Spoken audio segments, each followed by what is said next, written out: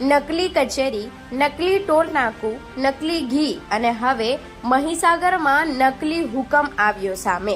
નકલી સહીઓ કરી આદિવાસીઓની 73AA entry રદ કરતો હુકમ કરનાર ઈસમ વિરુદ્ધ નોંધાઈ પોલીસ ફરિયાદ. મહીસાગર કલેક્ટર કચેરીના કોમ્પ્યુટર ઓપરેટર દ્વારા બનાવટી સહી કરી હુકમ કરી હોવાની હકીકત સામે આવી. કલેક્ટર કચેરી મહીસાગર લુણાવાડાની RTS શાખામાં આઉટસોર્સ કંપનીના ઓપરેટર તરીકે ફરજ બજાવતા ઈસમ દ્વારા નાયબ મામલતદાર તથા કારકુનની બનાવટી સહી કરી બનાવટી હુકમ કર્યાનું ધ્યાન પર આવ્યું, જેની ગંભીરતાને ધ્યાને રાખી ત્વરિત તપાસ કરતા હકીકત જાણવા મળેલ કે નિયમિત ચાલતા RTS કેસની જેમ જ પક્ષકારો માટેની મુદત કાઢી પક્ષકારોની સહી મેળવી અને ત્યારબાદ 73AA નિયંત્રણ હટાવતો ખોટી સહીથી બારોબાર હુકમ કર્યો.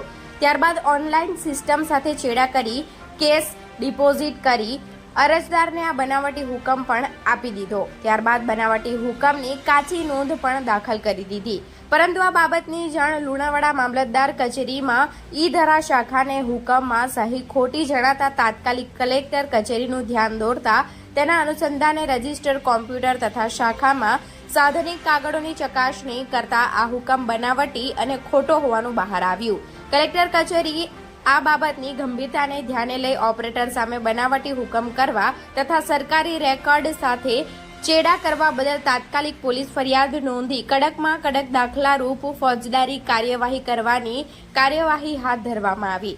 ત્યારે જો આ મામલાની ઊંડાણપૂર્વક તપાસ થાય તો કોણ છે જેના કહેવાથી હુકમો થયા, આની પાછળ માસ્ટર માઇન્ડ કોણ છે અને અગાઉ આવી કેટલી જમીન બારોબાર ખોટા હુકમોથી વેચાણ થઈ તે બાબત બહાર આવે તેમ છે.